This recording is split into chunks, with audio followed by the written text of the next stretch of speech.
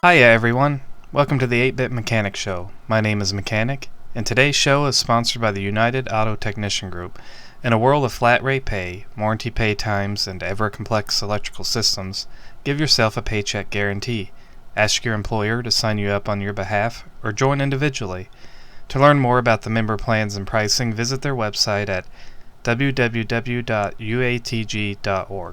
Today's show will be dedicated solely to our tool topic. It's a diagnostic tool, a retro piece of auto repair diagnostic history, though still very much useful if you happen to have an older pre-OBD2 vehicle to go along with it. I'm talking about the OTC OBD1 Diagnostic and Monitor System. This was a series of scan tools that was an essential dealer tool for GM vehicles before the introduction of OBD2, when other manufacturers, and GM in particular, switched their onboard computers to a CAN, or Controller Area Network. OTC, which is now part of Bosch Automotive Group, is a tool equipment manufacturer which was originally the Owatonna Tool Company, named after where it was founded in Owatonna, Minnesota. The earliest version, called the Monitor 85, was introduced in 1982, model year GM vehicles. This version had most of the sensors and switches, or PIDs, parameter IDs, cross-referenced on the face of the tool. This version had the cables hardwired, and the tool's internal programming was permanent and could not be upgraded. The Monitor 85 can service vehicles until about 1988.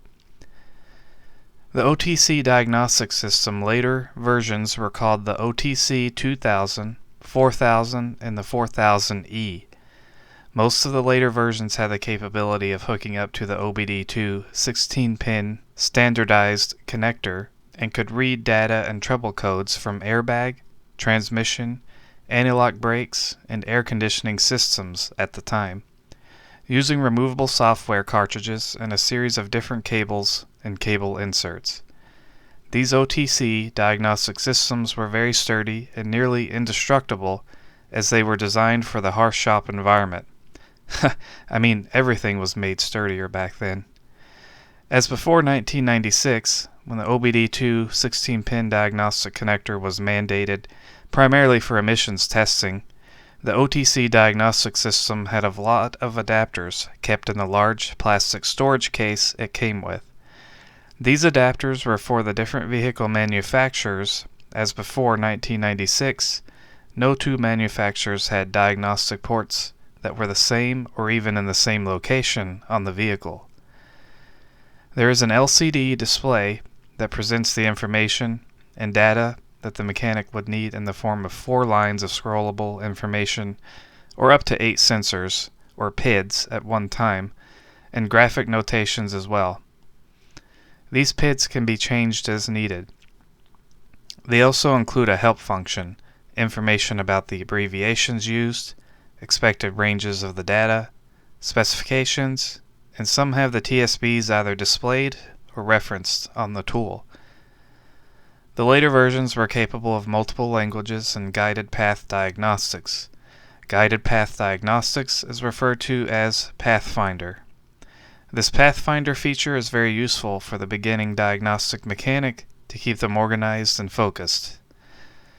They include the capability of data recording in a series of frames. Up to 61 frames are divided before and after the record function was pressed. This allows a mechanic to test drive the vehicle, and when he experiences an event, to press the record button. That data leading into and after the event can be viewed later at the shop. It has the capability of storing several vehicle data sets and marking those for reference later. The OTC diagnostic system was made specifically for domestic vehicles, GM, Ford, and Chrysler, but later versions had the added capabilities to scan Japanese-made vehicles as well.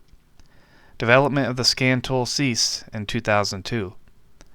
Today, this tool is still highly useful and essential for diagnosing and programming OBD1 domestic vehicles, especially because it comes with all the different OBD1 diagnostic port adapters for the different car manufacturers.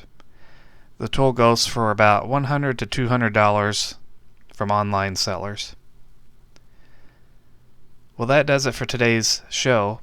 Lastly, we have our Scotty Kilmer Conspiracy Theory of the day. It is said that Scotty Kilmer has no mirrors in his home, and he has not seen his own reflection in 50 years. Well, that's the end of the show. Hope you enjoyed.